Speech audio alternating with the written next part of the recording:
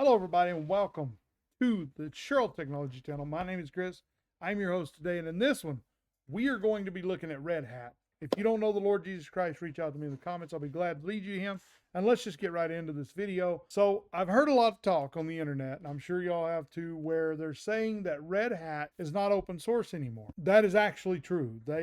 Technically, they are not. They are doing things right now that don't make a whole lot of sense for an open source company. But remember, they are an enterprise organization. So they make enterprise grade operating systems. It's technically the Linux kernel, but when you combine the DE and you combine everything else, it is an operating. So what we're going to be looking at today is, are they truly open source or are they not? And so what I want to go and do first is kind of look at their website to see kind of what it says. So if you look right here, if you scroll down a little bit, see right here, it says Red Hat is the leading provider of enterprise open source software solutions. So does that mean that they're open source? No.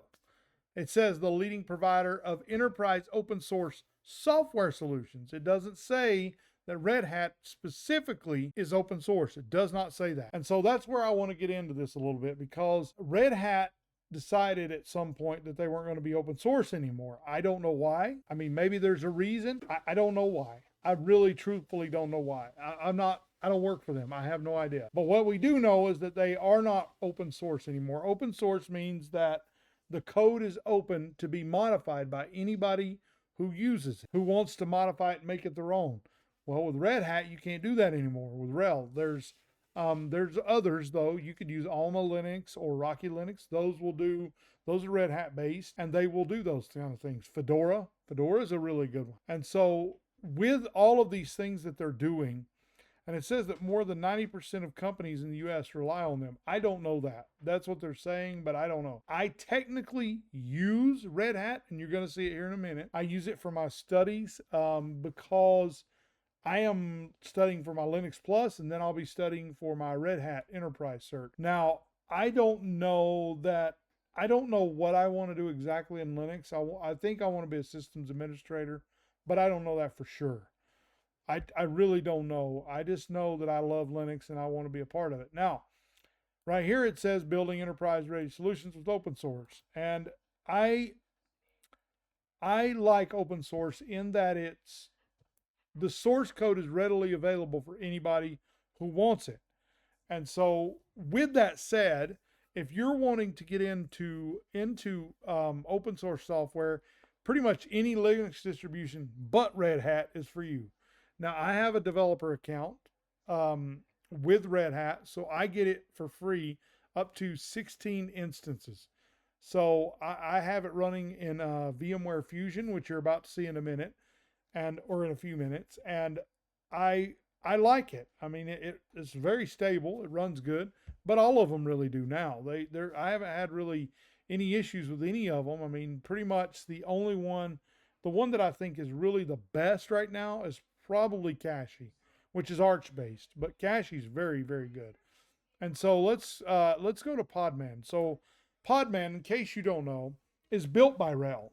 Red Hat builds this specific software, and I really want to take a minute to look at this because Podman is actually quite a bit different from Docker. Docker is really good, but Podman is built by RHEL, and it's fast and light. It's more secure, and you can read through all this stuff. I mean, their rootless containers allow you to contain privileges without compromising functionality, and it's trusted by government agencies. Think upon that what you want. Daemonless, it means it doesn't have any. So in Linux, you have services that run in the background. So like Windows has services. Well, in Linux, they're called daemons or daemons. And these daemons so like systemd, HTTPD, all of those are daemons that run, or daemons that run, or services that run in the background to run certain things like web pages, stuff of that nature. It's very important when you get on the server side of things, because just like Windows, it has a lot of things that run that will allow you to do certain things to host a web page. that HTTPD or HTTPSD has to run for the web page to be hosted and up and running. Now, I've learned a lot about Linux over the past few weeks. It's Kubernetes ready. Now, I don't know a whole lot about Kubernetes or any of this stuff. I know very little about Podman, which I'm going to expand my knowledge base on a lot of these things in the coming months. I really enjoy this stuff, and so this is one instance of RHEL making an open source project. I watched a video from a lady the other day that actually works on Podman. So I like Podman. It's extremely fast. It's very good. And so it's open source. I mean, you know, is Red Hat open source? Not anymore. The company, the software Red Hat, their OS is not open source, but they do make open source things. Now, a lot of people have demonized them for this. Now, I'm not going to sit here and say that I think it's wrong because they are a company that makes money. Do they have the right to make money? Yes, they do. Look, y'all, we can't get mad over stupid stuff like this. We can't be mad because now if they're trying to follow the GNU license or the GPL, then yeah, they can't be considered open source because technically they're not anymore. So not technically, they just aren't. The company itself has software that's open source, but Red Hat, the OS, is not open source, not anymore. And so that's what the clear distinction I wanted to make about this, because it has been a very severe, man, there's been some people mad at Red Hat for this. I'm not mad at them because I use their software and I like it. I think it's very, very good. And so I just think that they're extremely well done, man. They do a lot of really cool stuff. And like, if you look like documentation, they have huge amounts of documentation, probably one of the best you will ever see.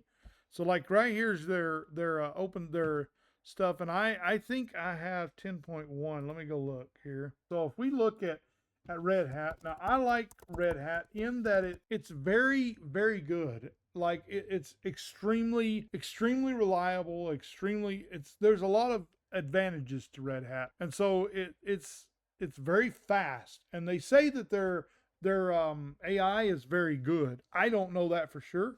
Because you have to have money, a lot of money to buy this distribution, man, this OS, man. It's expensive.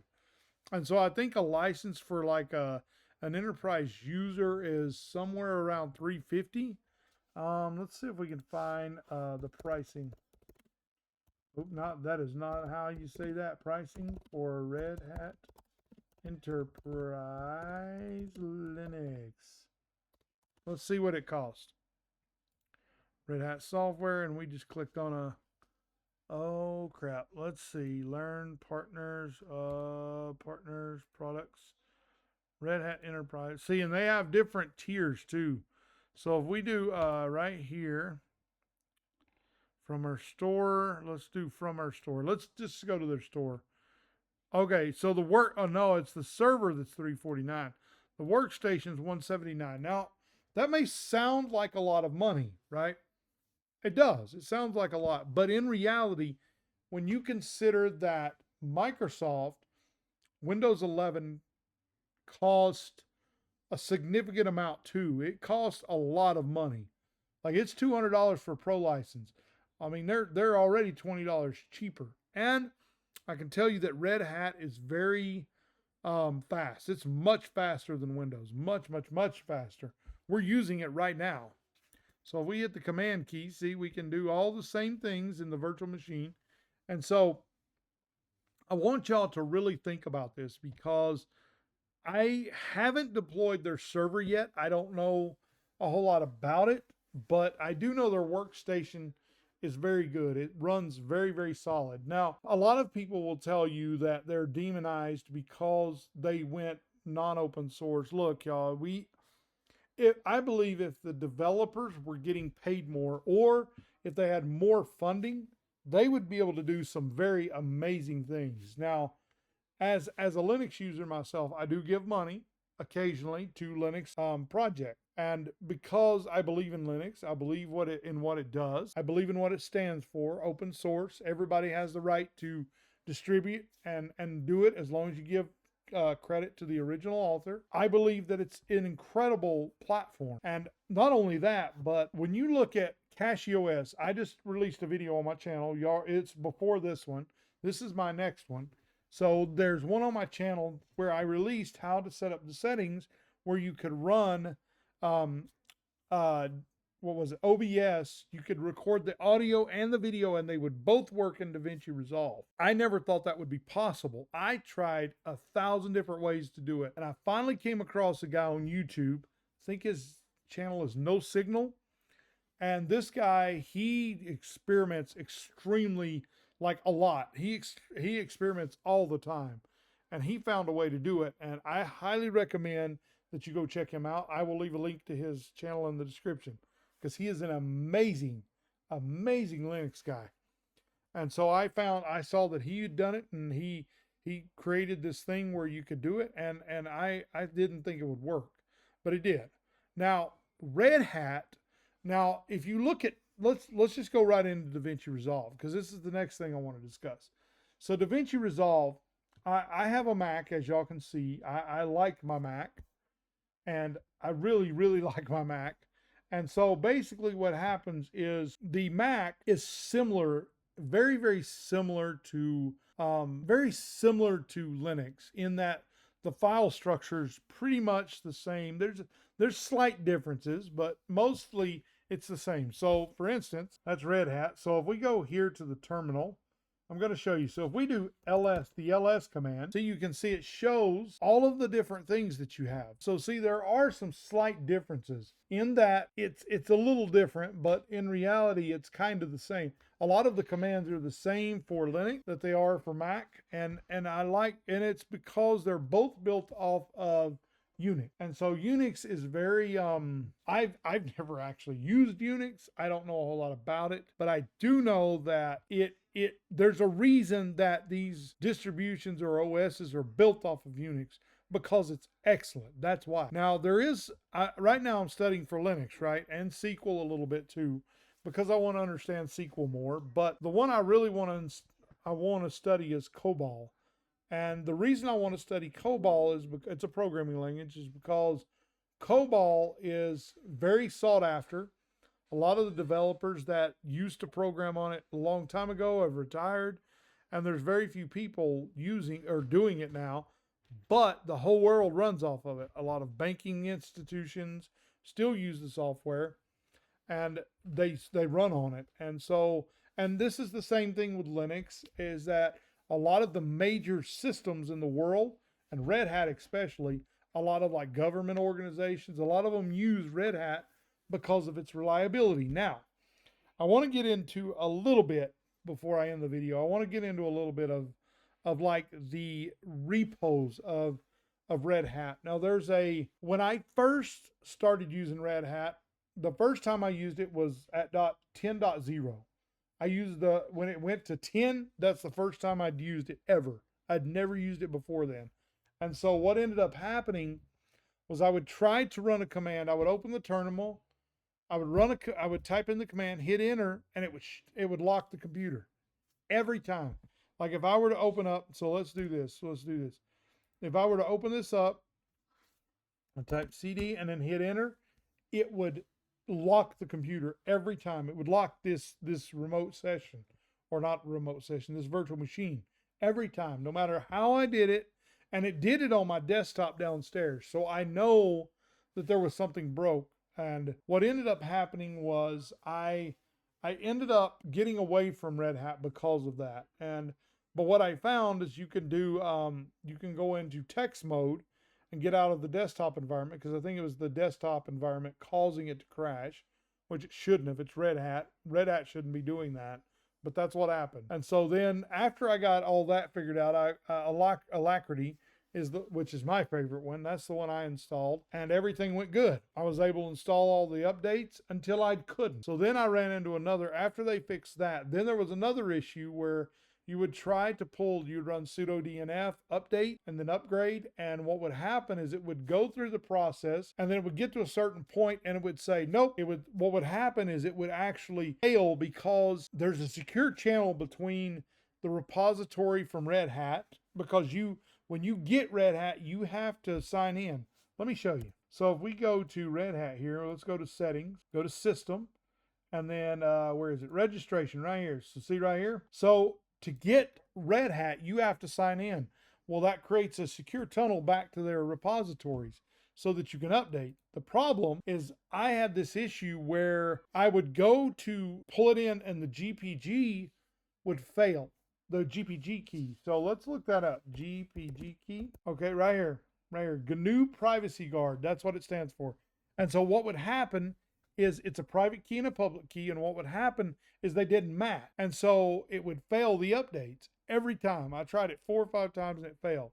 So then I found that there was a way to fix that. So I'm gonna show you the document that I made right here. This is the document I made that shows you how to fix it. So you navigate to this URL right here. You type wget, so it looks like this. You type that command in, or copy and paste it. I can leave a link to this in the description if you want. And you type that in.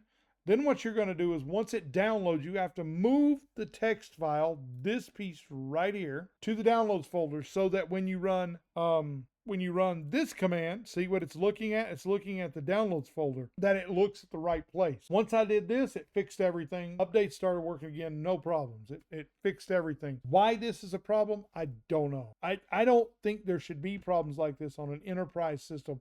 This should not be a problem. Fix it, y'all. Good Lord, man. You make a darn enterprise OS. Fix it. And so there's little things like that that I have found that I don't like about Red Hat. But then there's the piece where it's stable and it's fast. Once you get it going, it's stable and it's fast. It's just getting it there. Now, not to get off subject, but I took a little rant there for a while, y'all. But in the end, Red Hat, the company is open source, but Red Hat, the OS, is not. And so that's what I want y'all to understand that. Now, there's things like this part right here that I find attractive because they have a tool that will actually build it for you. That's kind of cool, I think. And so I really wanted y'all to see all of this, and I wanted to talk about it because I love Linux and I work with Linux pretty much every day. I have a book right here. This is the book I have right there. Michael Koffler, The Comprehensive Guide is the book I'm reading. And I finished one a few days ago, well, about a week ago. And so right now I'm studying it even more in depth. And I have these virtual machines that I run that I can run commands on, and it helps me do things. So that's what I wanted to talk to y'all about. So is it wrong for Red Hat to go non-open source? Well, if they're claiming to be open source, then no, you can't claim that if you're not open source. If you're not letting anybody have the source code, then no, you're not open source. But I don't think that's what they're claiming. I think they're claiming that their company still makes open source software. So in that instance, I think that they are open source, but they're not. So they are open source, but they're not. They make open source products, but their OS is not one of those. Not anymore. And so that OS cannot be considered open source, but the company can if they make open source software. And so everybody, thank y'all for watching this. I hope you enjoyed this little discussion on Red Hat. I would like to do more and get a little more into Linux because I absolutely love Linux a lot. I really, really, really like it. And so I believe it is the direction my career is going to go because I like it so much. And so everybody, if you enjoyed this video, let me know down in the comments. And lastly, if you don't know my Lord and Savior Jesus Christ, reach out to me in the comments. If you have any questions or criticisms, I'm up for both. Whatever, I'll do both. And I mean, because we're not all going to agree on some things. We're just not going to agree. But I pray that you come to know him. And if you want to know him, reach out to me in the comments. And everybody, I hope you enjoy this video. And everybody, until my next video, thank you for watching. And everybody, I will see you in the next one. Until then, peace.